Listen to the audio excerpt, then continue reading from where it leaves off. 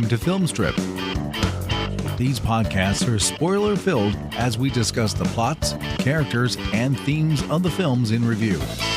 All content used or discussed in these podcast episodes is the property of the respective owners and used under the Fair Use Act, Section 504(c)(2), Title 17. Welcome to episode 300 of Film Strip. I'm Jay.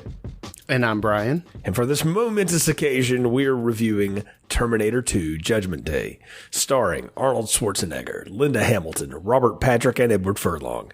Directed by James Cameron, released in 1991 on a $100 million budget, grossed over $500 million at the box office. When they did it, Brian, people said, there's no way this movie can make that money back. That's insane. It was the most expensive movie ever made at the time.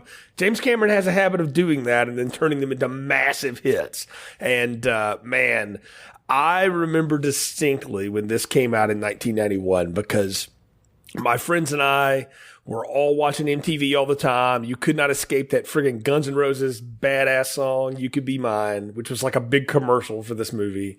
And I remember going to the theater with them to see this, not being technically old enough to get in the theater to see it, but living in a time when the theater did not care. And so I got to see this on the big screen. I saw it a couple of times actually on the big screen, and has just been a big one, man, for years. And yeah, Terminator 2, man. We've kind of circled around the Terminator series for years here on Film Strip with the caveat of like, yeah, but after number 2, who wants to talk about any of those? And then they just keep making bad ones. And so we finally decided, you know what, for number 300, let's break out the big guns and do Terminator 2. So what's your memories and recollections of this one? Well, first and foremost, I don't think all of the sequels after 2 are that bad.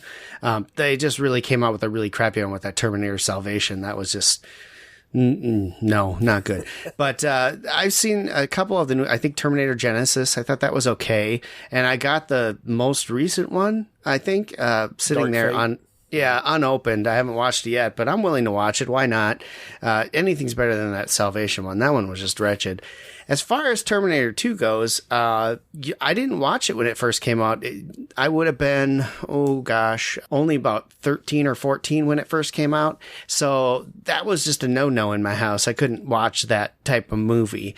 So it was later on, I remember watching Terminator 1 with, I think it was my dad and my brother at the time, and he had no clue what it was. And we really were getting into it and all. So really enjoyed Terminator 1. And I thought, well, I need to check out Terminator 2 because Guns N' Roses' son is in that movie, right? And I love You Could Be Mine. So I rented it and watched it and just, I mean, it blows Terminator 1, in my opinion, out of the water. And Terminator 1 is pretty good, I would say. So, I mean, spoiler alert on my thoughts on this movie. But, yeah, I mean, I watched it then. I watched it throughout college. I watched it it's one of those movies. It's just so good and so much fun to revisit all the time. And it doesn't get old, I don't think. Yeah, I was lucky enough. I got to see Terminator on home video with my dad and my brother, actually. I think my dad and brother rented it. My brother being a little bit older. And Dad thought, okay, yeah, he can handle this. And I mean, it was probably 1986, 87 or something. So it'd been out for a few years, but I had heard about it. People talk about it, but I didn't know what it was. And I watched it, and I didn't think I totally got it. I just thought, man, Conan the Barbarian's a robot? Cool. That's, I knew who Schwarzenegger was. Yes. And it was only until years later that I think I really developed an appreciation for that first Terminator movie. And in the same way that Ridley Scott says Halloween and a lot of haunted house movies really inspired the work of Alien and how that worked, James Cameron will tell you Halloween is pretty much the Terminator with a robot. You replace the gun with a knife. And it is kind of a horror movie, and it works on that level. I happen to really like that first Terminator movie, but this was one I often bring up in conversation of, the sequel might be better. You could say that about Aliens too. I know there's people in that camp that like that one better than the first Alien movie, and I'll play my cards at the end on how I feel about it. But yeah, this one, man, was big, and like I say, me and my friends, it was in between middle school and high school, so we were all about these movies and going to them, and the little Capri Ford didn't care, and as long as you had cash, and so I went and saw it, and saw it twice, like I said, and it was a thing to see on a big screen. I mean, every now and then they put these things back out. If you get a chance, I highly recommend it. It looks awesome. Yeah. But Brian, this is the second DVD I ever bought. I had one of the anniversary editions of Jaws, and I bought Terminator 2 with the first DVD player I ever had. And the 2-disc set I got has like a film school on the second disc. I mean, it's all the making of stuff you could ever want. So I have watched all of that. I've seen the director's cut, extended edition, all that stuff. But honestly, the one I always go back to is the standard theatrical edition. It's what I watched for this review. I think it's the superior cut. And it works totally. And, not to play it too far ahead, but yeah, obviously we like this movie. But the cool thing about it is to look at something that's 30 years old now and see how much it holds up and how seminal it was and all the things it borrowed from to get where it was, and then what it launched in its wake. I mean, it changed action sci-fi movies forever. Yeah, and the other thing is how much the warning of that movie is to today's world we live in, right? I mean, Big Brother's always watching, and Skynet is there. It's called Amazon and Google. iCloud, They're all listening all the time. You go look for something online to shop, and the next thing you know, it's all over your Facebook feed with advertisements and everything else. So, I mean, it's kind of scary to think about. Yeah, I mean, Orwell had that down. Huxley had that down in Brave New World. Philip K. Dick had that down in Minority Report. I mean, that's it. The idea that intelligence and surveillance would not be used to attack you, but be used to sell to you. That's the way Skynet has got us today. But back in the early 90s, we're coming out of the Cold War. There's still those latent fears about, we're going to hit the big one. The nukes will go off, or inadvertently something will happen. And that's kind of how this movie works too. And playing into those fears that if you give over thinking and intelligence to a machine, the machine's logical choice is to go, well, you're both a threat, so let me just eliminate you. And that's the scary part. And that's what James Cameron's Terminator verse has always been about, is that it's not so much that the machines see us as an enemy as much as we're just a bigger threat, so you just have to get rid of us. Yeah, for sure. And they do a good job telling the whole story. And we do need to, I think, talk a little bit about Terminator 1 before getting into Terminator 2, because it's really something you have to watch first, because it explains a lot of, Sarah Connor and other things like that. So, I mean, just basically, what do you think is a good summary of what Terminator 1 was about? Because Terminator 2 is way different than Terminator 1, I think. Well, it's a repeat of it, but it's also a different story. And it's one of those things that happens in time travel movies. We've spent some time with those this year with the Back to the Future movies and stuff. And then Ron and I did Final Countdown, which is in the same vein. And I got to thinking about that before this review. And when you think about Terminator 2 in context of Terminator 1, the first Terminator, it's very simple. In the future, about 8 years from now, 2029, there's a war between the machines and the surviving people, right? And the machines realize they're about to lose this war because John Connor has led the resistance. And it realizes, well, we just got to eliminate him. So there's been so many records lost. The best way to do that is to go back and just kill his mother so that he's never born. So they create an infiltration cyborg unit, the Terminator, to go back in time to murder her in Los Angeles. All it knows is that she's in Los Angeles around 1984. So go there. And Connor realizes this and sends his top lieutenant, a guy named Kyle Reese, back to save Sarah. And he also, at some point, realizes this is the guy that will ultimately become my father. That gets a little trippy. There's tons of good YouTubes on that, but he sends him back. And the byproduct of that is that both of those units that go back, the T-800 and Kyle Reese, create the future that we live with here in Terminator 2. Right. Kyle Reese does save Sarah. In the process, they get together. She gets pregnant. He dies, defending her. She destroys or kills the Terminator unit, but the stuff that's left over from it is what's used to sort of catalyst this story forward, because the whole idea is that once the Skynet machines, who are artificial intelligence that we hook all the defense network into, become self-aware, it realizes, well, I got to take out human beings. So it launches against our biggest enemy, who automatically launches against us. And then, in the Holocaust, the machines rise. Yep. And that's Terminator 1, but it ends with Sarah Connor driving off into the distance, into Mexico, pregnant, recording tapes that, John will someday listen to. And what it does is, you have to kind of think about in timelines. That first Terminator starts with John Connor knowing or making a decision that we're going to send, I'm going to send somebody back to stop that infiltration unit from killing my mother. And in doing so, he sets forth a lot of things in motion. His mother was nobody. He was the leader of the resistance, but now he basically makes her the grandmother of the resistance in a way. Yeah. And so she becomes the person we meet in this movie. So it's neat how they tie together. And I think you're exactly right. Sometimes you can jump in on a sequel and you just jump right in and you're fine. I think back when we were doing the Friday the 13th and Nightmare on Elm Street, dueling, series and stuff, you were on the Nightmare shows when Ron was doing Friday, and I said, all you really got to do is watch Friday 4, and then you're good. Like, it tells you everything you need to know. Yeah. But Terminator's not like that. And I think if you walked into Terminator 2 without knowing Terminator 1, at least having, at least seen it once or know a good bit of it, it would be tough to catch up. It's one of those where they're definitely interconnected to each other. I feel the same way about Alien and Aliens. I don't know that you can watch Aliens and really get everything that you need to know, but it tells its own story. But it's like watching Empire Strikes Back without seeing the original Star Wars. Like, you can kind of follow it, but you don't really know who these people are or why they're doing what they're doing. I agree with that completely.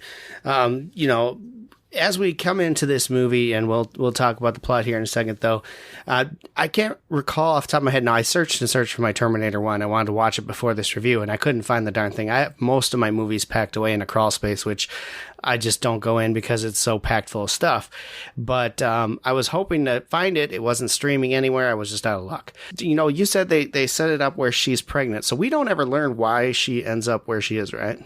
Yeah, we do. They say it in this movie, too. It's not said in the first movie, but it's dropped in this movie, how she gets into the institution. But yeah, they leave us with her pregnant and driving off into like a storm in the distance.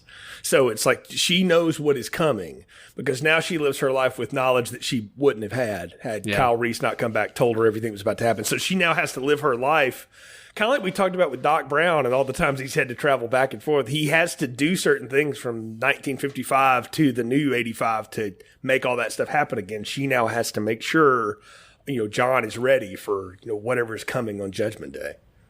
Yeah, well, she first tries to take care of it herself, as we find out. But once she can't do that, then yes, she needs to also ready him just in case. All right. Let's talk about it, Jay. Why don't you give us a plot summary for Terminator 2? It's 1995, and John Connor's living with foster parents in Los Angeles, California. His mother, Sarah Connor, was institutionalized for trying to blow up a factory. She's convinced as part of a network that creates Skynet, which she knows will bring about a nuclear holocaust. John is a rebellious preteen, and while he clearly still cares for his mother, he's over her obsession with the future and what his role in it is supposed to be. All that gets turned upside down when 2 Terminators are sent back. One to assassinate young John Connor, the liquid metal T-1000, played by Robert Patrick, and one sent to protect him, the T-800 model from the first movie, once again played by Arnold Schwarzenegger. John's foster parents are killed, and he escapes with the help of the T-800 and goes to rescue Sarah, who is more than skeptical of his protector. Sarah learns from the T-800 that the man most directly responsible for creating Skynet is Miles Dyson, a genius who works for Cyberdyne and reverse engineers the chip found in the Smash Terminator from the first movie to create a neural net processor which powers the future Skynet. Sarah goes to kill Dyson, but stops herself while John and the T-800 show up to reveal to the Dysons the future, which leads them, down the path that they're going toward. Dyson decides to help the group destroy the processor and all of his work. The police arrive and a major shootout ensues, but John's convinced the T-800 not to kill anymore, so it just wounds several police officers and blows up a load of police cars and stuff, and destroys most of the building while leading the group to safety. The T-1000 shows up and more fighting ensues, and Dyson is shot, and he ultimately blows himself up and his creation and all of his work. With the T-1000 in hot pursuit, the group make it to a metalworks factory where the T-800 blows the T-1000 into pieces after freezing it with liquid nitrogen. The heat of the factory, though, allows the T-1000 to reform, and it continues to give chase. The T-1000 eventually pins the T-800 to the floor with an iron rod, which appears to shut down its power core. The T-1000 masquerades as Sarah to lure John out, but the real Sarah shows up and shoots it several times with a shotgun. Turns out, though, the T-800 had a backup power system which fires up, and it shows up to finish off the T-1000 with a grenade launcher, and the disfigured T-1000 falls into a vat of molten steel, which ultimately destroys it. John throws the chip from Dyson and the working arm from the original Terminator into the hot metal, but the T-800 knows, too, it must be destroyed because of the chip it carries. So despite John's tearful pleas, Sarah and the T-800 know what to do as she lowers it into the molten steel and destroys the final chip. Sarah and John head off into an unknown future, but one where they finally feel hopeful that mankind will not destroy itself as credits roll. And that's about the quickest way I can get us through Terminator 2. There's a lot to unpack in there, Brian, but really when you boil it down, though, it is a big set of chases. It's a chase to get John, to retrieve John. It's a chase to get Sarah. We get a little break in Mexico, and then it's a chase to Cyberdyne and a showdown with that T-1000. Yeah, and really the chase for Sarah wasn't supposed to happen, obviously. But John finally realizes that Mom's right after he meets the Terminator, and maybe he needs her help. Yeah. It's wild how it all goes down there. I think it is. Yeah. It's neat that the movie starts again in that 2029, that distant future and stuff. And then we see the Terminators both arrive, same way they do in the first movie. And I wanted to ask you, if you can remember back when you first saw this, did you know that one of these was evil and one was good, and which one was which going in? Oh, heck no. No, I didn't really know a whole lot about it. I just know that Arnold played the really bad guy in the first one, so I had no clue he was going to be a good guy in this one. And he doesn't give you any reason to believe he's going to be a good guy either, because he rocks into that biker bar and beats the crap out of everyone and steals all their stuff. So how are you supposed to know he's there to help, right? Other than the fact that they kind of do it in a voiceover type thing. Yeah, the way it's done, I think for me, I remember distinctly knowing going into this movie, Arnold's the good guy this time, because they blow that in the trailer. That showdown where he's shooting at the other one and protects John, that scene's in the trailer. And I've always thought, and James Cameron has said too, he's like, I hate that they blew that in the trailer, but Arnold was telling everybody in the world he was the good guy this time. So what was I going to do? I mean, Arnold, not one to not talk. And at this point had become such a megastar. And we should say, Nick and I did Predator a couple weeks ago, and that was a big hit for Arnold. But this one launched him into a different world as far as being a bankable star, and something he would go back to several times for several different reasons throughout his career. But this was a big moment for him. So I don't know that I've ever watched this movie and not known that one of these guys is, quote, good and the other one's clearly not. I think it's neat how they're introduced, though, because Arnold's clearly on a mission. And that's one of the things about the time travel units in these movies I've always liked. You can't wear anything or take anything back with you. You can't take any weapons. You can't do anything. You got to go through just pure flesh. Mm-hmm. So he goes in that biker bar and he's looking around for somebody roughly his size, and he's just walking around naked like, no, whatever, and finds that burly looking, roadie from Guns N' Roses or whatever. And what I love is he's like, I need all your stuff. And the guy's like, you forgot to say please. And then he beats the holy hell out of him, which is awesome. It also gives him something iconic in this movie, that shotgun. That is a real thing, but they made the handle loop on it where you cock it like a lever action bigger so Arnold could flip it around. And he actually learned how to do that. They built that prop for him to be able to do it. I've always thought that was one of the most iconic gun things I've ever seen in the movie. Oh, big time. Yeah. It's a cool shape looking weapon. It's, perfect for him. It's almost like a side weapon, right? Yeah, right. on a Terminator. But I love that, the bike he steals has an actual holding spot for it and everything. It's just, perfect, right? Yeah. I love this scene because he's in there, buck naked, and everyone's like, whoa, and the girls are all like, ooh, and you can tell it's a sleaze bar. And, my favorite part of the whole thing is at the end, after he's beat the holy crap out of all of these bikers, the bartender comes out with said shotgun and says, I can't let you take his bike. And Arnold just walks up to him and is just like, Yeah, give me that. Yeah, well, no, it's even better. He does that, and he picks his sunglasses out of his It takes his sunglasses, yep. Gotta have the classic Terminator sunglasses. Yeah. I thought that was just great. And the bartender's lucky he didn't get his butt kicked, too.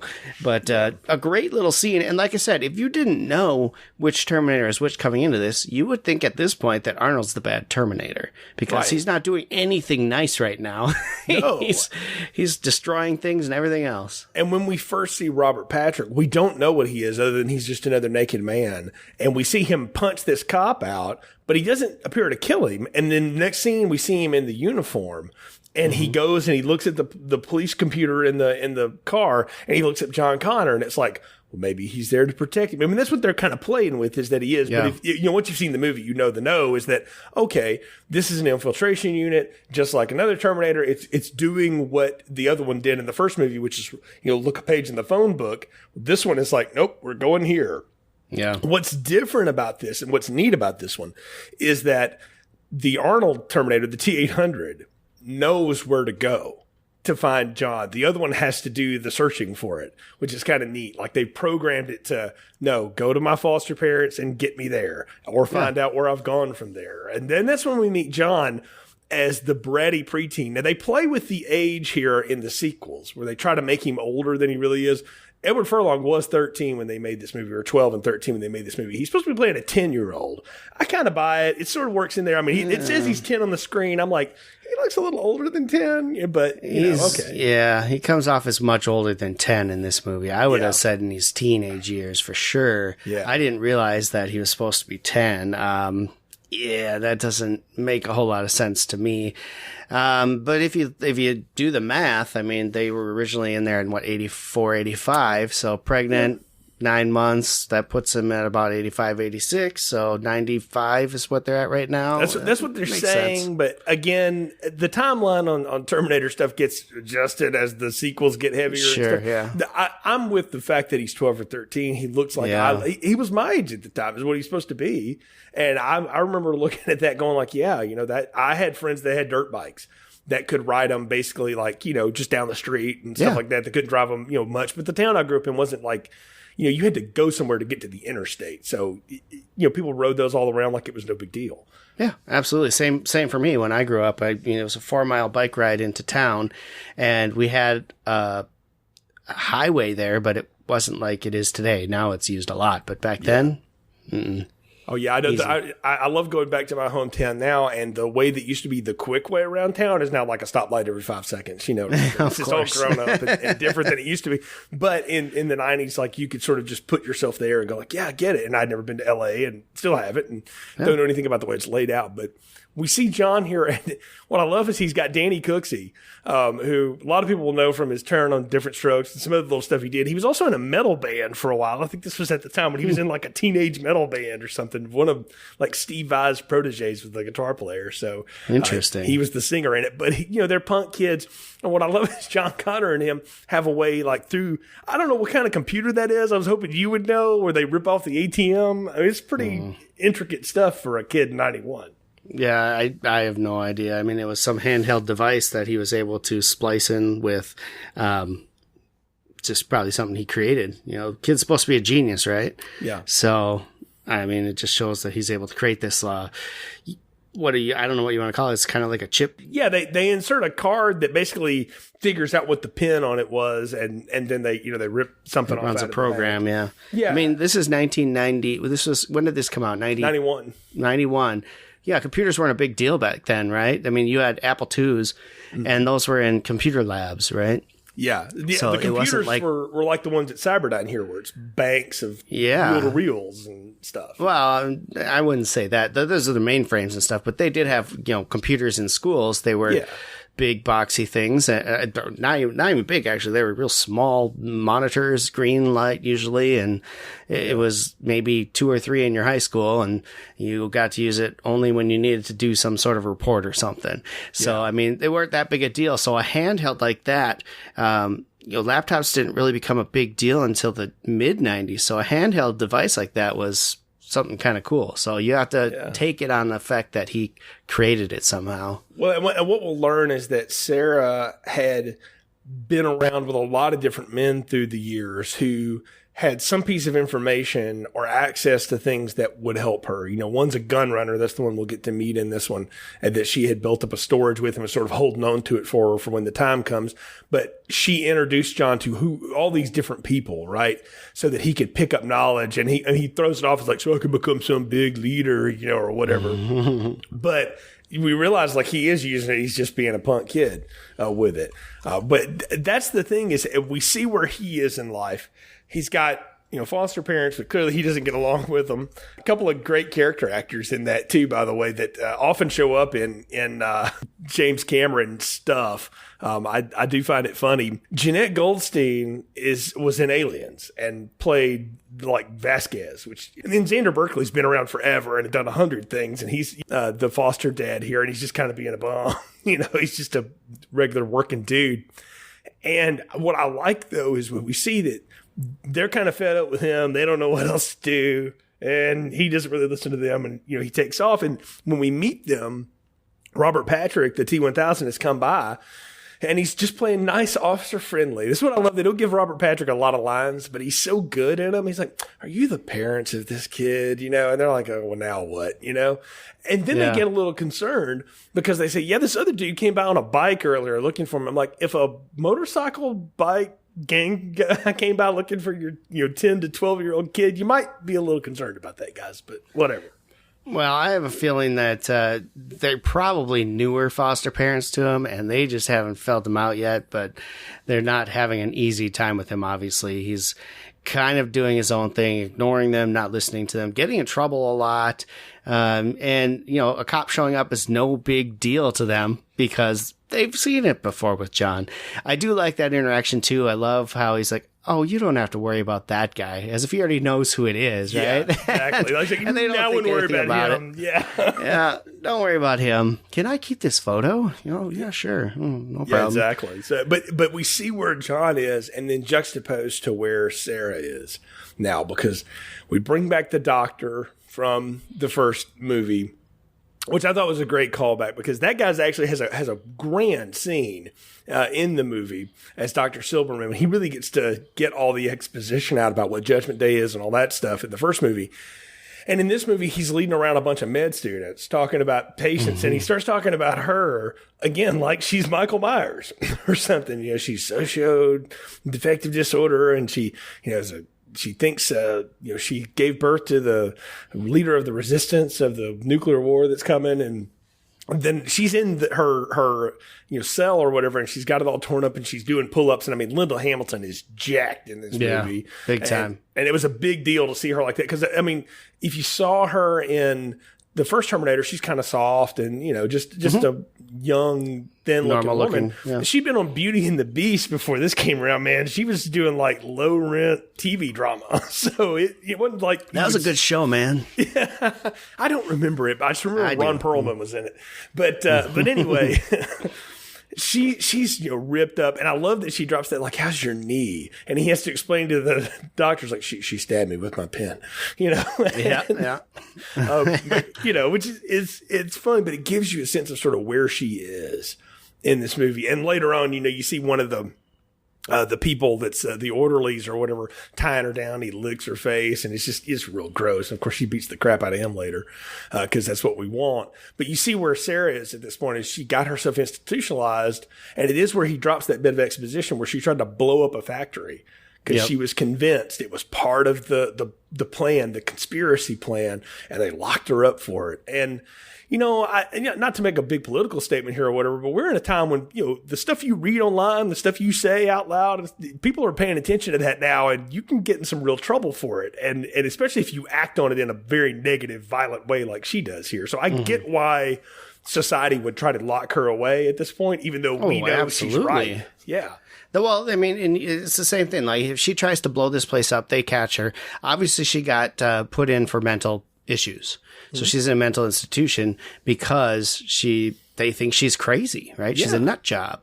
And so, it makes complete sense. You would see that too, no different than, Timothy McVeigh or someone who blows up a building, and they declare that he's nuts and send him to an institution such as that. Now, he didn't, but, could very well have been that way.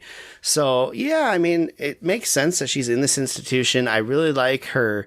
She's got this attitude like, I just got to get out of here. And I love the scene later where she's in the review with him. Yes. And she's like, totally giving him every line that he needs to hear. And I'm thinking, well, when did you stab him in the knee then? Because if you've been good for 6 months, what the heck?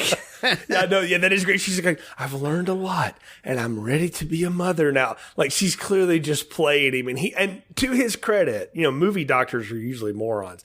And he kind of is one, but he's like, yeah, I don't think so, Sarah. He's heard the game. He knows, yep. Yeah, well, he even says here, it's like, I think you're just saying what you think I want to hear so that you can get out, and you're dangerous, and I can't let you out. And that's when she loses her mind and starts yelling at him all again.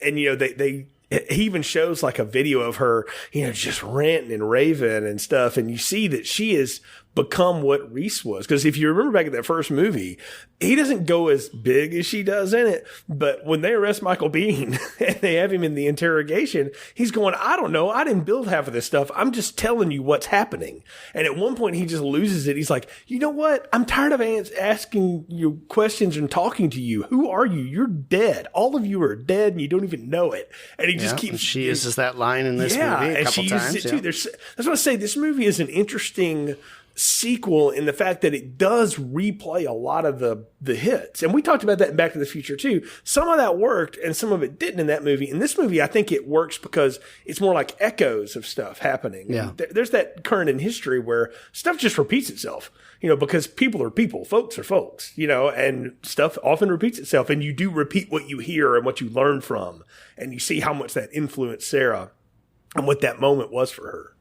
Yeah, for sure. I agree 100%. I mean, this tells us all we need to know about Sarah in this movie too. I mean, she's a completely different person than she was in the first movie, and I think we've talked about that. But I love her savviness too, as she is sitting there and they get distracted. She steals a paperclip.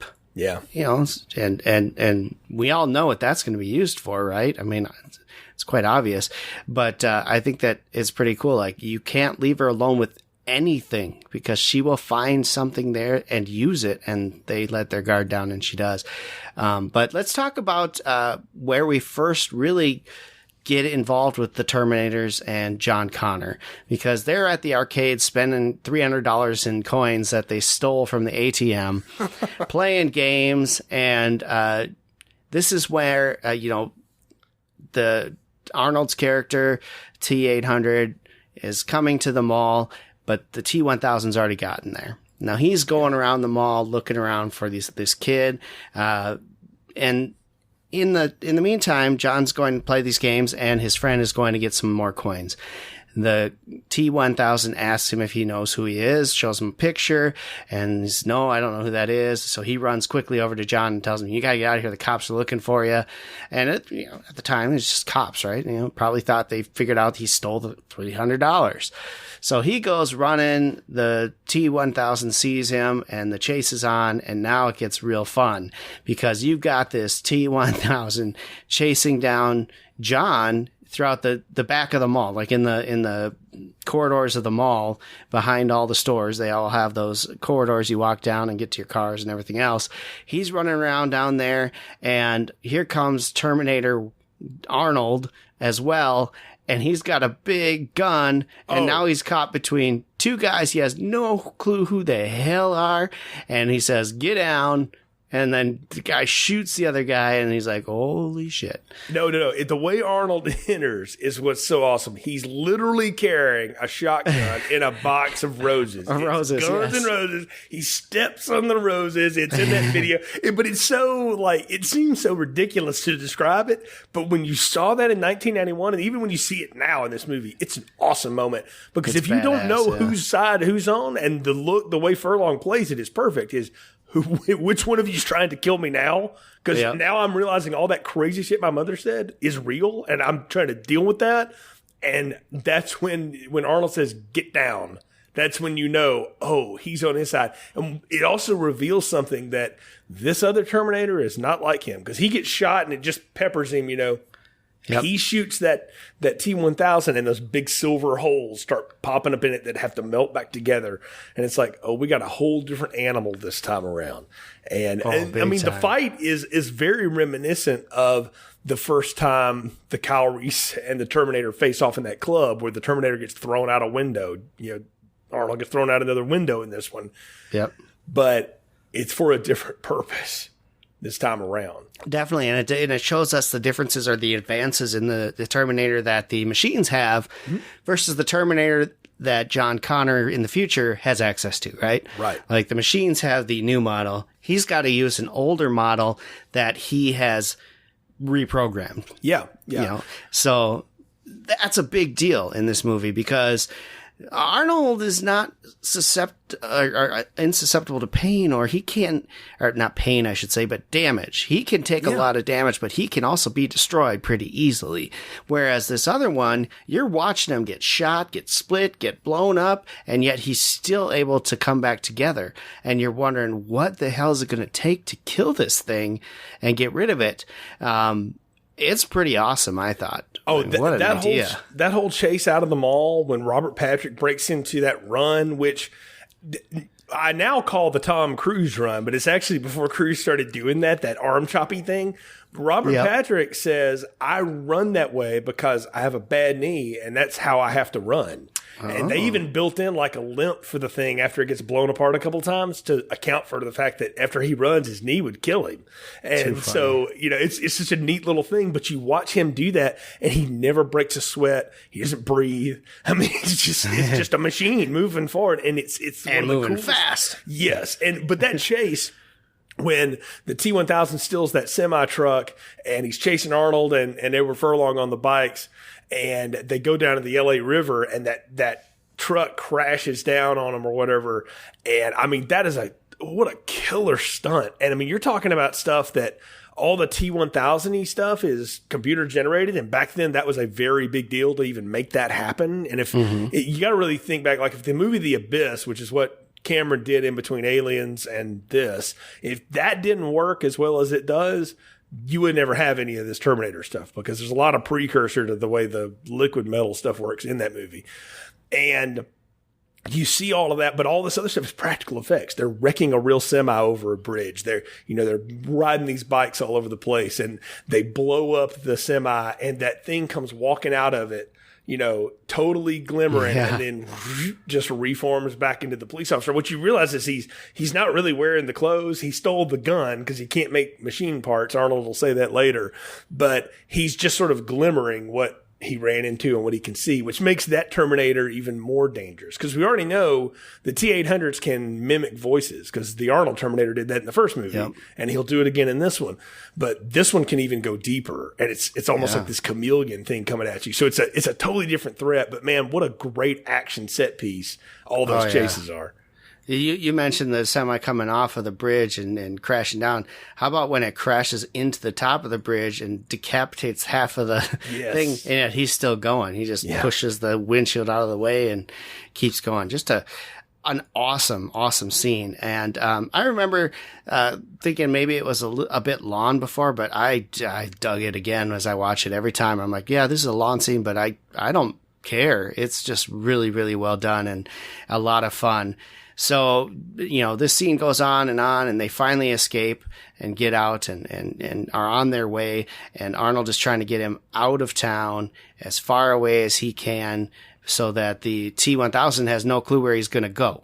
Right. And of course, at this point in time, they have another really great scene where they're sitting there and he's just ticked off at the Terminator, and he starts yelling, "Save me, save me." And these two, like, I don't know if you want to call them gangsters or what they are. No, they're two like muscle building guys. Muscle guys. That's right. Yeah, they're weightlifting in the middle of nowhere. Just great stuff. And they come to help, and, you know, John has finally realized that Terminator has to do whatever he says. He has to listen to his commands. And so now he's like, cool, you know, this is pretty awesome. And Terminator goes to, you know, beat the holy hell out of these guys, and he has to tell him, no, you can't kill. He was going to shoot one of them in the face. He has to move his hand out of the way. He's like, why not? I'm a Terminator. It's what I do. That's my job, is I terminate. And so now he's like, new rule, you have to do whatever I say, and I say you can't kill anyone, which leads to some hilarity Yes, it does. As we go on here. But just real good stuff. I want to say the cool part of this, too, is when you're watching the T-800 and John try to relate to one another and stuff. There's some good comedy in there, and I don't think that gets appreciated enough, how funny Arnold can be in the right moments, and that this movie takes time to breathe and do that a couple of times. It'll do it here. It'll do it after the next big scene when they break Sarah out, too. And people always talk about, like, oh, the movie slows down too much then. I'm like, no, he's supposed to be an annoying, bratty kid. He was an annoying, bratty kid. Like, let him be that. Like, this is funny. This is a breath after all this action. You can't go 90-0 when you've got this complex a story going on. You got to stop every now and then and take a deep breath. And this lets you do it. And it's the humor and the way that you can tell the Terminator is trying to listen and process what John is telling it, but all it knows is terminate things. Like, that's just what it does. It's I'm here to protect you and terminate anything in the way. That's what I'm supposed to do. And he talks about, I got to go warn the foster parents. He's like, absolutely not. He's already probably been there. That's exactly where I would go. That's where I went and found you first, And they make that phone call back. And that's when you get the big reveal scene where the T-1000 is hanging out as his stepmom at home. And he stabs the stepdad with that knife arm, which is an awesome look. And they trick it with the whole dog name and all that stuff. And that's when what's funny is when they hang up on it. The T-1000, changes from the mom into itself again, to the police officer thing again, which I always wondered, like, why keep going back to that? But I'm like, no, it's perfect. Nobody questions what a cop does. Right. You can go wherever you want. So it makes total sense. The look on Jeanette Goldstein's face as they're doing that transformation is like, damn it, I thought that would work. Like, it's almost like mad that, like, it didn't work. Well, dang it. Now I got to go find him again. Yeah, I like it. Oh, how's Wolfie? Oh, Wolfie's fine, baby. Wolfie's fine. Yeah, that was a great scene. Yeah, she's never this nice. But it was important because it was important to let John know that you can't go back to what you know now. The world's different now. You're on the run and you have to survive. Yeah. So there's no going back. There's no warning anyone. Anyone you knew before, just think of them as dead to you because you can't help them. And T-1000 knows who they are, and he's going to go for them. And that includes your mother. And correct. He has to basically order the T-800, like, no, you have to go where I'm going. I'm going to get Mom. Right. We have to go do it. And the T-800 even says, like, this is a very bad idea. They roll up to the institution. This is where we get the new training involved. The guard comes out and he picks his gun up and he shoots him in the leg and then steals the cop's gun. He's like, you shot me, you son of a bitch. And the Terminator looks at John, he's like, he will live. It's like, wow. I was like, but that's funny. I mean, it's not supposed to be funny because he shoots a poor guy in the leg, but it is funny. It's hilarious. Well, he kneecaps everyone now, which is, I think that's brilliant. How else am I going to stop these guys if I can't kill them? Well, I'll take their legs out. They ain't going to go anywhere after that. They can't chase me at this point. Exactly. And he does a great job with that. And he does it several times in the movie going forward. But this is a great scene. We have, like I told you, Sarah had stolen the paperclip, and your friend, the new guy, licks her face and leaves, and that's when she sets herself free. And she comes up with this big plan, and she's able to get out. She picks her lock. She's out. She is taking out anyone who is after her, but her main goal is to get to the doctor so that she can get herself out of the actual building. So she gets to the doctor. She fills up a syringe with it looks like Drano or something. Yeah, well, it looks to me like a coolant, right? Yeah, for your car. And I don't know what it is, but she fills that up, sticks it into the doctor's neck, like deep, and she's carrying him around. And she's like, "You have to let me out. You need to open doors, or this is going in his throat, and he's going to be dead." And so the doctor's just like, "Yeah, just open doors." And they, going and going, and she gets out, and then a chase ensues. And this is just done perfect, I think. She's chasing all the way around in this institution. When all of a sudden she gets to the elevator, clicks the elevator to open, and there's her worst nightmare. Yes. The Terminator is right there, and her reaction is spot on. Dead cold in her tracks, freaking out, and trying to back up, trying to get back into the institution now. And I just thought this was just so well done. Even with John there, she is like out of it at this point. Like it's lost awesome. And they're both there at the same time. We see the T-1000 come up out of the floor. That's a great scene. It's the first time we get twin actors in the movie. So that security guard that it impersonates for a minute stands in front of the other one and kills it with the spike eye. Yeah. And then he's going after her from one direction. Meanwhile, here comes the T-800 and John to get her. And, all the orderlies now have got her. They're trying to hold her down, and Arnold's throwing them up against the wall and all this stuff. What I love is that, while they're holding her down, nobody's paying attention to the 6'3", 250-pound guy with a shotgun walking toward them. But sure. Well, I don't think they knew. They didn't realize it was there. They were so focused on her that they didn't realize anyone else was there because they've been chasing her, and here she is now in their grasp. And I love this scene because it just goes to show the Doctor that all this was real. He gets to see Arnold shoot the T-1000, and the T-1000 have these big holes seal back up. And now the Doctor's going, oh shit, maybe she wasn't crazy after all. And I thought that was a very good scene for her. And they, so now the escape is on. They got to get the hell out of there. And they end up getting out of there, and they head down towards Mexico, where she has some people who have been holding supplies for her because she's gotten ready.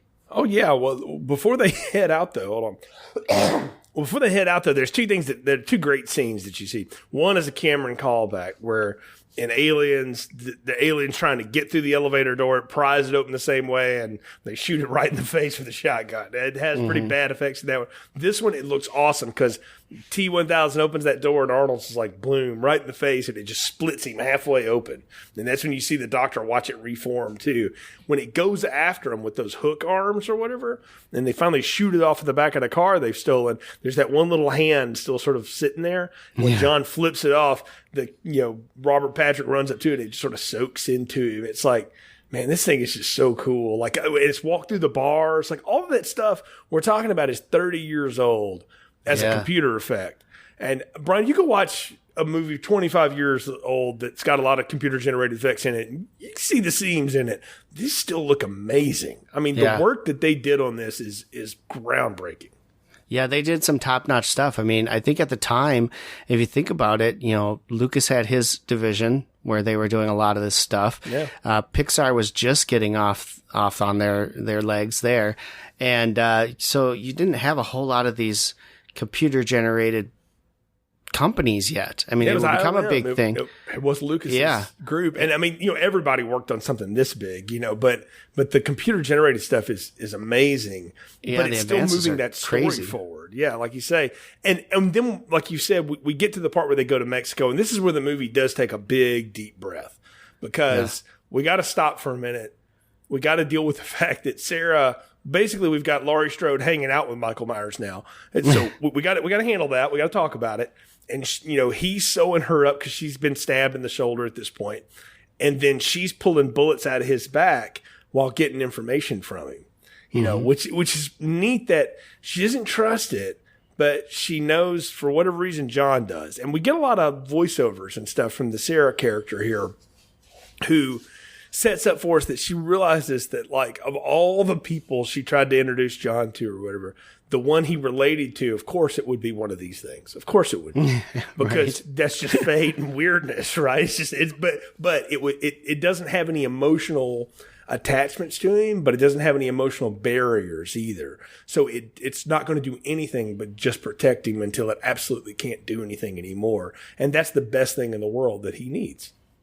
Oh, absolutely. 100%. I thought it was interesting, this whole place that they have down here. It's on the border. I don't think they're actually in Mexico just yet, but it's on the border, and she's got friends down there who have been basically holding her supplies for her. She's got this underground layer chock full of weapons, military grade weapons, everything you can ever want. I love the scene where Arnold and John are down in the weapons factory, and they're going through all the different things, and he picks up that big, like, I don't even know. The minigun? Yeah. That is just crazy. And he looks at John, and John's like, yeah. And he's like, yeah, this is mine. You got that. He gets that handheld grenade launcher, and it's like, the Terminator's happy now. It's found what it wants. And in this time, she's asking him questions about the doctor or the scientist who creates basically Skynet, and asking, do you know anything about this? And he tells her, I've got full files on everything about it. And so she's picking his brain about this and figuring out who this guy is. And then what we don't realize is that she's planning to kill him. Well, we don't know what she's doing with that information. What we do is we see her have a nightmare where she's walking up to a playground and Judgment Day happens. You talk about something that, man, flipped my wig back in 91, watching the nuclear blast go off in front of you and blow you away, and people turn to ash and all that stuff. I mean, just a visceral scene, and one that really leaves an impression. And when she wakes up, she's carved, no fate into the picnic table she fell asleep on, and she Rambos up and hauls ass out of there. They have no idea where she's going. And John figures out it's Dyson. She's going to go kill him. Like, you fed her all that info, and now she's freaking out. She's going to go get him. She's going to go take care of it, yeah. And so at that point, we get the scenes where she is heading out to that place and, armed to the teeth. Yes. And we get to see, Dyson and the family. And he's in this office working with tons of computers around him. This is not a scene that you would normally see in 1991. But he has tons of computers around him. He's doing something. He's researching. He's coding. He's doing whatever. His kids are getting ready for bed. And then all of a sudden, shotgun rings out, guns just everywhere. And he's doesn't know what's going on. He's trying to, take cover. She's blowing up everything in sight. I mean, all the computers, everything in there. And she goes in to kill him. And I think she ends up shooting him in the arm, right? Yeah, she lays waste to his office from distance with a machine gun, then runs in there with a pistol to shoot him. And she ends up hitting him in the back of the shoulder. Gets him down on the ground, and it's a big scene for Sarah because at that moment, Brian, she's become a Terminator. She is, I am there to kill you. That is all I'm going to do. She's got him on the ground, and she's like, I won't let you do it. I'm not going to let you do it. And he has no idea. He's like, get my family away. Just go ahead. And she's got the gun on him, and she stops herself. And she becomes a human again, and she realizes, oh my God, I've become the thing that I hate the most. I've become this creature that all it does is kill. And it's what she's obsessed with. And what the cool thing about this for me is, man, is that when you meet Miles Dyson, he's just a genius engineer. He doesn't realize he has no idea what he's doing. Yeah. And you never do, right? He would never have any idea that that's what this was going to be used for, or that it would have this capability. He's just pouring his life into it. And then John and the T-800, of course, show up right after.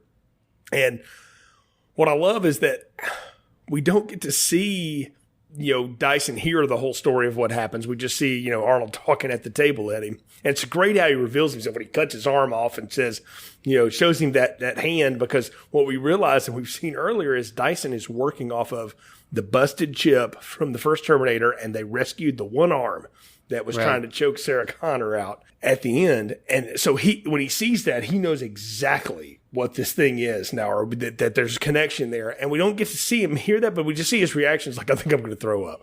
And Sarah's like, I think he took it pretty well, all things considered. And, yeah. And so it's a little bit of humor there. And again, because now the chase is on for the rest of this movie. And he says, okay, we'll go to Cyberdyne. We'll destroy my work. You got to go with me. I'm done. I'm out. I believe you. I mean, he's really understanding, as is his family. I mean, holy crap. That poor kid's probably scarred for life, and especially after what happens next. But geez, just to see this crazy psycho military lady come in and start blowing your house apart and trying to kill your husband. And then all of a sudden to be like, oh yeah, well, listen to what you have to say. Yeah, exactly. You would think they'd want to kill her, but just crazy. I love the scenes in Cyberdyne where they go in and Michael, you can't get in here with give guests at nighttime. You know the rules. And they all point guns at him. Yeah, I think you need to change the rules. I wouldn't touch that button if I were you, right? Yeah. And so then Arnold does what he does. Kneecaps him. Yep.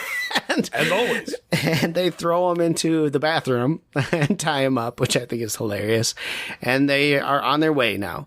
So they get in, they're heading up to get the piece. They have to get keys, and they have to both turn the key at the same time in order to get the vaults to open.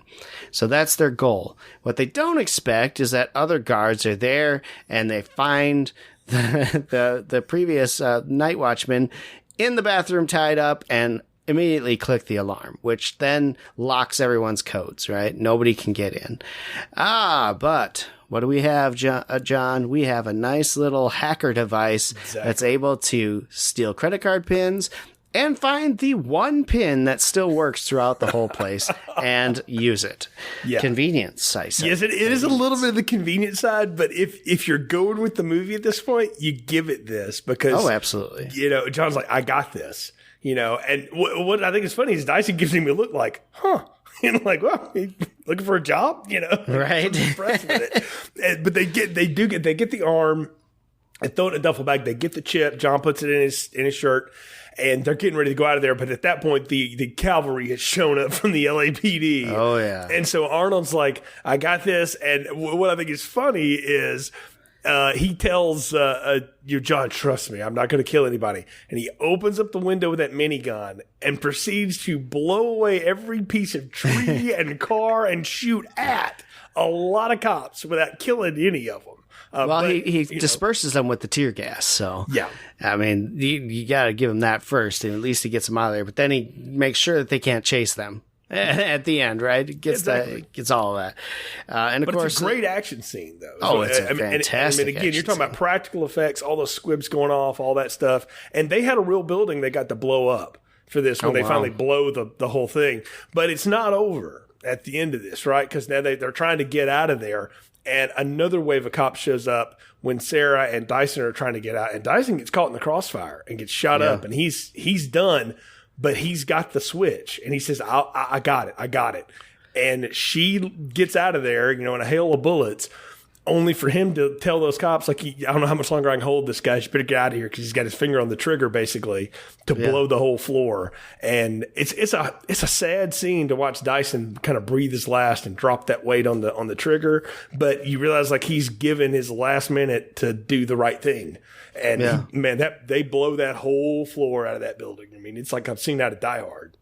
It is pretty awesome, actually. I thought that was a pretty cool scene, and I mean, it was tough to see Dyson go like that, but it also is good because he's the guy with the knowledge in his head.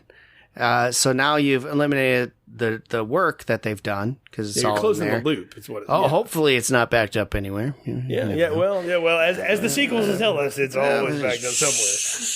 But for this, you eliminate the guy who knows the most about the project. You eliminate the building that has all the stuff, and you've gotten rid of the arm and the chip that was used for all of that work too.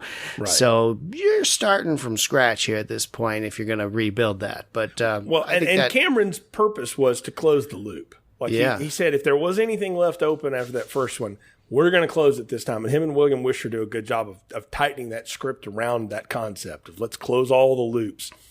And we got to talk about how the T-1000 shows up at the police shootout, though. It jumps a motorcycle into a helicopter, slithers into the helicopter, and is like, you might want to go ahead and get out of the helicopter now because I'm about to crash it into this building. Dear Lord, right? Man, what awesome chase scenes, because now not only do you have the cops bearing down on you, you've got that thing coming at you still, too. Because, of course, it hears over the radio, like, there's a shootout at Cyberdyne, and it's like, well, I guess I need to be there now. Well, they actually mentioned Sarah Connor as being there, so that's why he perks his information, because he was just listening in, and then all of a sudden he's like, So that's how he ends up there. And we got great scenes here where we're going to bring us to that concluding segment here. Where are they even at? I can't remember. They're at a steel mill. They make it down the road to a steel mill. The T-1000's in a truck that's conveniently hauling liquid nitrogen, but I'll give it to it. Our trio crashes into the building there. The truck crashes because the T-800 is able to blow it off of its wheels. And what I love is the T-1000 gets caught in that liquid nitrogen and it locks it all up. It's the one thing to lock up liquid metal. And Arnold gets the great Hasta la vista, baby. Because, John's trying to teach him how to be cool. And, of course, he can't be. But that's an iconic line at this point. And when that thing shot and shattered, dude, I have vivid memories of seeing that on the screen. The whole theater erupted. We thought that was the coolest thing you could ever see. I mean, it is just a great effect when it shatters like glass. And then 2 minutes later, you realize they're in a steel mill. It heats it all back up and it starts reforming. It's like, you thought that was the end. Yeah. You're like, oh, this is the end. If that's how you kill it, you freeze it and shatter it into pieces. That's perfect. But that's an echo from the first movie because they blow the Terminator up in a truck and they think it's done. And then the skeleton comes after them. Yeah. At the very end. So it's like, yes, it's still going to keep coming after you. And it does. And you get some real good interaction here. Obviously, John's being told to hide by Sarah to find a place to hide so you don't get caught up in this. You got the T-800 or Arnold going after him as best he can. And he, like you mentioned in the plot summary, man, they get into a good battle and his face is getting scarred up. He's just beat to hell. And then the Terminator takes a big lawn pole and shoves it right down the core of the T-800's body, and that shuts him completely down. What a cool little scene. And then at that point, you're thinking, oh, shit, right? Now what are they going to do? Exactly. This T-1000's got way more power than any of them do. They have no chance here. And, of course, the T-1000 thinks that he's killed Sarah Connor. Well, right? Let me ask you about this. He doesn't kill her. He stabs her in the shoulder with one of his little pin moves or whatever. Oh, and he goes to kill her. Yeah. And he tells her, call to John.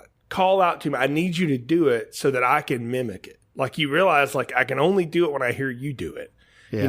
And it's got that thing coming right at her head to threaten her or whatever. And my question to you is, why does he let her live? Because after he gets her done, he turns into Sarah to try to lure John to him so he can stab him and kill him, presumably. But Sarah shows up with that shotgun, and I'm like, why didn't it just kill her at that moment? It got hit with something. It split him. That broke his concentration. That's right. That he's doing that, and then that's when the Terminator hits him, and then he hits with the pole. Yeah. And then he hears John yell, and he realizes, oh, here's my chance to get him. You're right. I forgot about that. That's an interesting point, because I've always wondered, like, why not kill her? But I guess she's gone. He was going to. Yeah. He was going to, for sure. Yeah. But wasn't able to at the time. You get John being called by his mom, of course, and falling for it and heading right back towards the Terminator. It's a great scene. I didn't know until years later that Linda Hamilton has a twin sister, and they put her in this role so that she could be the one calling, and then she could come up behind it. And I did not know that either. Dude, that is a badass scene where she's racking that shotgun with one arm. That is hard to do. Very hard to do. And like, she is strong. And that is an awesome scene where she starts blowing that thing away with that military grade shotgun.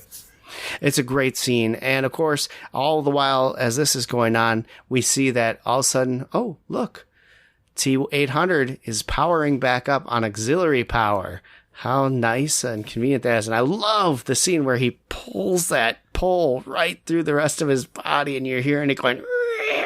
I mean, at this point, he's lost an arm, half the face is gone. He's got one grenade left in that grenade launcher, and he comes up over the ridge just in time to, boom, hit that grenade right in the T-1000. And man, that's a great explosion, and just that weird shape that it distorts the thing into. That's just an awesome scene. That is a great scene. I love that. It's really cool, and they did a great job with the effects on that, because you get the face up way up in this weird arcing angle, and just so well done. And of course, at that point, they're able to get the T-1000 into the molten hot metal that's down below, which then separates it completely. And I guess if it had a core, somehow it got to it. I don't know where that core would be if you could liquidate and all that stuff, but I'm not really sure how the internals work on that, because we never see like his internal screens like we get to see on Arnold's. But what we see is all the things he's mimicked at one time sort of rise up out of that pool, and then it just splits into pieces. And what you realize is that it's destroying it and reforming itself, but it can't maintain shape long enough to stay together until it finally just bubbles out and it's gone. And it's gone. The liquid metal has been completely evaporated at that point, basically. And I thought that was a great scene. Yeah. Just a great scene. And that brings us really to the end of this movie where, they throw in the arm, they throw in the chip to the melting lava to get rid of it. And then the Terminator looks and says, there's one more that has to go. And of course, John, being John, has fallen for this Terminator as a friend and wants to keep him around, but they can't do it. Yeah. And so the Terminator gets onto the, what is it, a crane of some sort? Yeah, basically like the hook that you lower things in and out of that molten piece with. And I love it. He says, I can't self-terminate. And he hands it to Sarah. And the same thing from the first movie, left hand hitting a button to crush a Terminator. She ends this movie doing the same thing, but this time there's a poignance to it. And I think it's punctuated by the fact that, him and John have this big hug, and he's asked John earlier, like, why do humans cry? And he says, I understand now why you do, but I can't. You need to know I'm not human. I can never be that for you. Your mother is. And he looks at her and he shakes her hand. And it's like this piece of sort of like, let's bury the bad blood here before you melt me. And it's a great end to a sci-fi action movie, though, when they're lowering the T-800 into that steel, and the last thing he does is give that thumbs up. Like, good move. And that's it. I mean, it's an awesome scene. It is a great scene and a great way to kind of close everything down for this movie because we've gotten rid of both Terminators now, and future looks bright. We've gotten rid of the chip. We've gotten rid of the guy who was coding everything to create that chip, and the guy who started Skynet. As far as we know, Skynet will never now be started because that building is gone, and hopefully with it all the records. Although, as a computer nerd myself, you may have blown up the computers at his house, but those hard drives will stay intact just fine, folks. Yeah. Just fine. Yeah. So there's always a way out, but for the most part, the loop is closed. And what you feel about this is different. It's the same ending as the first movie, except they're driving off into the night south. And it's for the first time with hope, because we don't know what the future is going to be now. Up to this point, Sarah has operated since the end of that first movie through now, knowing what the future was. And now she's changed it. Her and John and this Terminator have changed it. And there's hope for tomorrow. In the director's cut, they do this like flash forward scene where it's the same guy playing the military John Connor, but now he's like dressed up like a normal person and he's a senator, and it's way too much. It's daytime movie cheesy. So I'm glad that they don't cut that. I don't think you need it. I think it ends best with the highway leading off into the unknown, because that's the lessons of the two movies. The first movie is that this is what's going to happen, Sarah. You just need to get in line with it and deal with it. And in this movie, the theme is there's no fate but what you make for yourself. And so they've made their new future, and now they're going off to live and not be obsessed with this anymore, right? Yeah. Well, and hopefully John becomes less of a bratty little teen now, and he's got his mom, so hopefully that's all he needs. And she's got to obviously be on the run because she's still technically a fugitive. They're definitely not going to be hanging around the States, but you get the idea that Sarah's got a network out there, so she can get lost in Mexico and wherever else they're going to go. For sure. Yeah, for sure. So, well, Brian, we're at the part of the podcast where it's time to give final thoughts, recommendations, and popcorn ratings. So what are yours for Terminator 2 Judgment Day?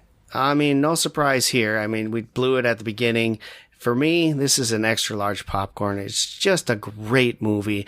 And once you've seen Terminator 1, you don't have to revisit it again if you don't want to. You can just watch Terminator 2 over and over again because you kind of know the backstory anyway. It's fun to revisit Terminator 1, but I would find myself watching T2 10 times before I watch T1 again, right? It's just how it is. This one is just full of action, full of great effects, full of just a good story and everything else in it that it makes it just fun to watch, for me anyway. So extra large popcorn.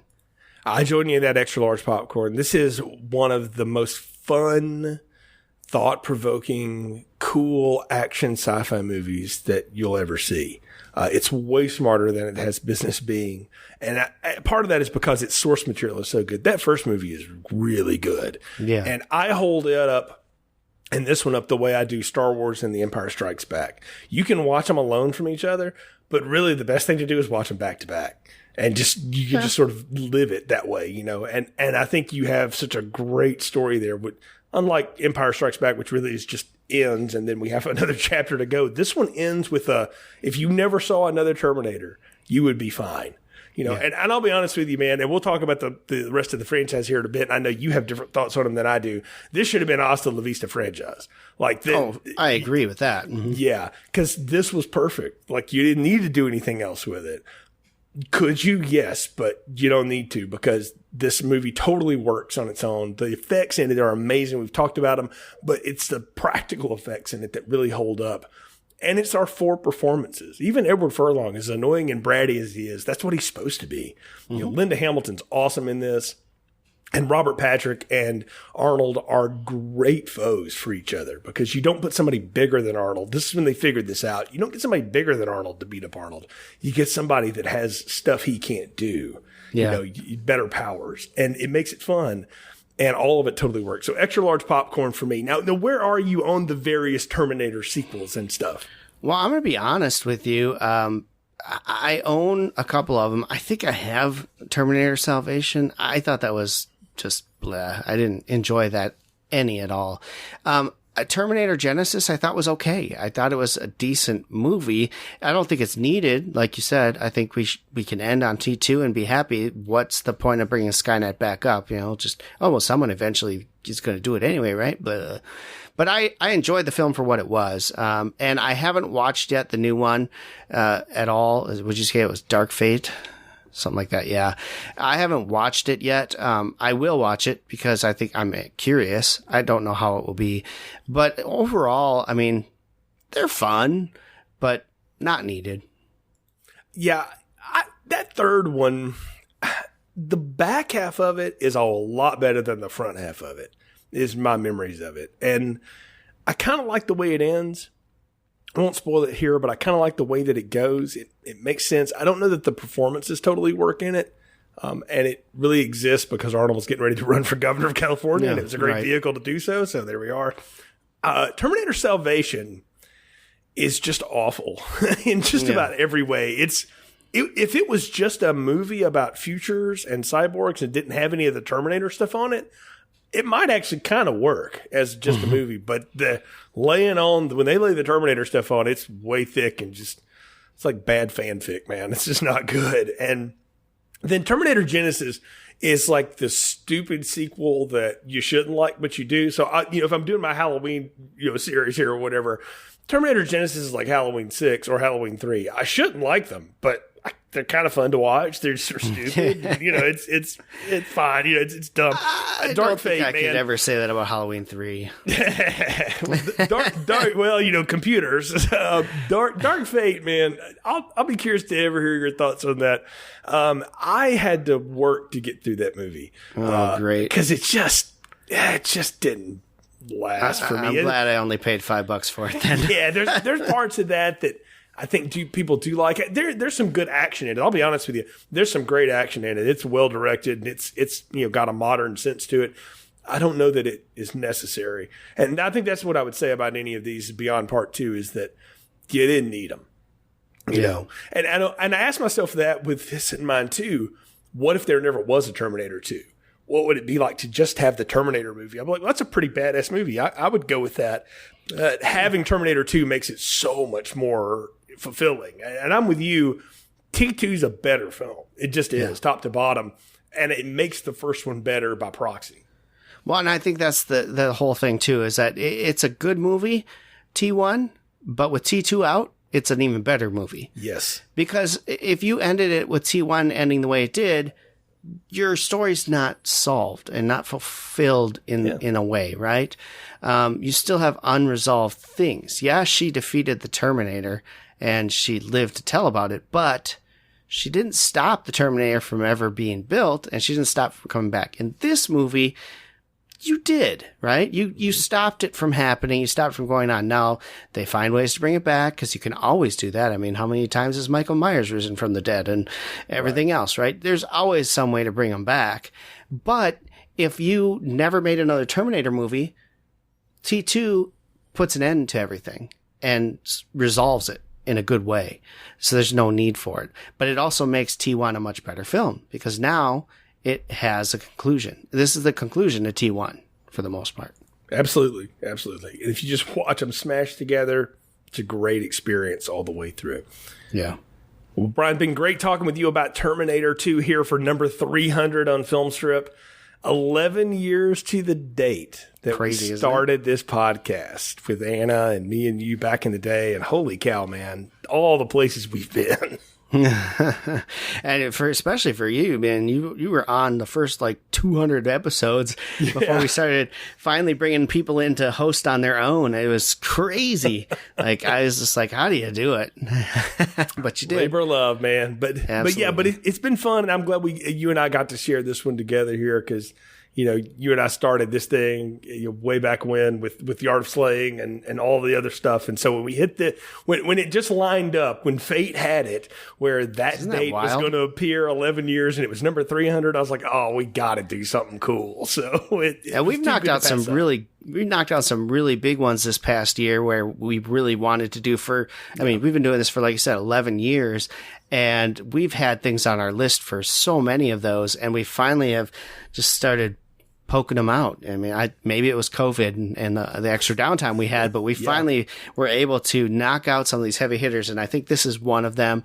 And it was just, when you asked about the 300th episode and what we could do to make it special, I gave you a stack of movies I thought would be good. And we both gravitated right to this one. I think we were both like, it's gotta be T2. It's gotta be. And so I'm glad we did that finally, because I think it had to be covered. And, I know we talked about doing the whole series. Thank God, though, we didn't. I will say that. I don't know if we could have handled that. No, that's why we danced around it for years, because I was like, and eventually we're going to have to talk about salvation. And I just don't know if I can handle that. Yeah. So good call. Yeah. So it's been a lot of fun. And folks, we appreciate you following us along the whole way. Follow the show's social media at Filmstrip Pod on Twitter, Instagram, and Facebook. You'll find announcements about upcoming shows, link to our Letterboxd page, which has all of the reviews that we've done through the years. Go to filmstrippodcast.com. You'll link to our Anchor distribution site. Find us on the podcast platform of your choice. Apple, Spotify, Google, you name it, we're there. Please share the show if you can. Leave us a positive review. It helps other people find the podcast. For Brian, I'm Jay. Thank you for listening to 300 episodes of Filmstrip. Thank you for listening to Filmstrip. You can find more episodes on our website, filmstrippodcast.com. The Filmstrip theme music is produced and performed by Frozen Lake 121. All content used or discussed in these podcast episodes is the property of the respective owners and used under the Fair Use Act, Section 504, C2, Title 17.